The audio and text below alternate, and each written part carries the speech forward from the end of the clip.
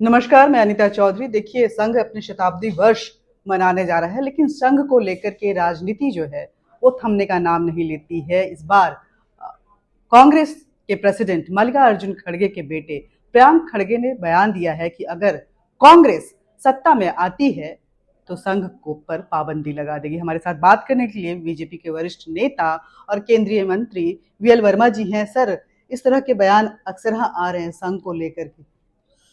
देखिए, संघ राष्ट्रीय स्वयंसेवक संघ वास्तव में राष्ट्रभक्ति से ओतप्रोत तो राष्ट्र के लिए काम करता है।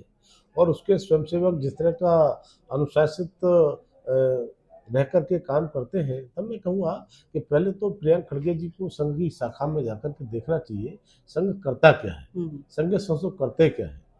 लेकिन जिस तरह से प्रियंक खड़गे जी बयान दे रहे हैं, तब मैं कहूँगा कि 25 जून 1975 को आपातकाल जब लगा था, तभी संघ पर इस कांग्रेस ने आप बैन लगाने का काम किया था। और कहते हैं कि आगे कांग्रेस की सरकार आएगी तब हम ऐसा करेंगे। तब मैं कहूँगा प्रियंक खड़गे जी से कि आप चिंता मत करिए, आपके सामने कांग्रेस की सरकार आने वाले नहीं है, क्योंकि आप लगातार जिस तरह के बयान आपके कांग्रेस के नेता आप लगातार देते हैं, कभी सनातन को गाली देते हैं, कभी संघ को इस तरह से बोलते हैं।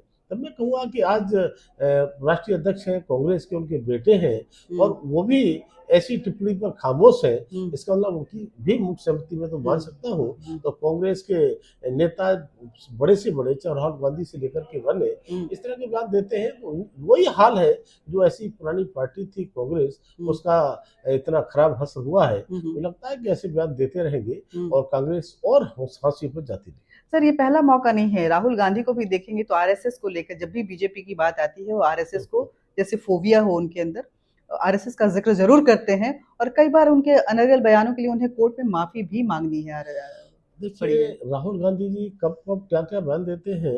कई बार तो देश छोड़िए, देश से बाहर जाकर के दुनिया के देशों में हमारे देश के बारे में क्या बयान देते हैं, कभी सेना का मनोबल गिराने के लिए बात करते हैं। तब वो देश से उनको इतना लगाव नहीं है। तब मैं कहूँगा देशभक्ति के लिए जो संगठन ओतप्रोत है और संघ के विषय में इस तरह से कहना, और अब तो स्थिति ऐसी हो गई है कि देश की जनता तो छोड़िए, राहुल गांधी जी को उनकी कांग्रेस की पार्टी के लोग ही उनके बयानों को गंभीरता से नहीं लेते हैं।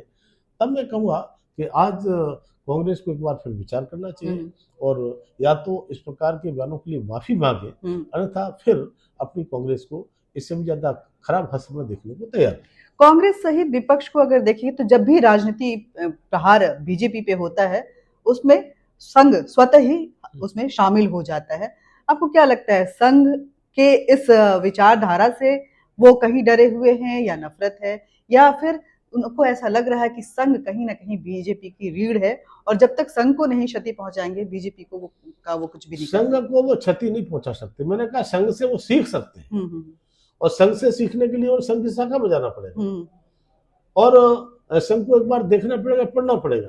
हाँ, डर स्वाभाविक है और डर इसलिए संघ राष्ट्र भक्ति का एक तरह से संगठन है और वो जो है हमेशा राष्ट्र को नुकसान पहुंचाने वाले बयान देने का काम करते हैं। बिहार चुनाव के पहले सर एक बार फिर संविधान जो है उसकी चुनावी रणनीति में राजनीति में एंट्री हो चुकी है और एक फिर आज मल्लिकार्जुन खड़गे की तरफ से बयान आया है कि अगर संविधान को जरा सा भी छेड़ा तो हम उन्हें छोड़ेंगे नहीं।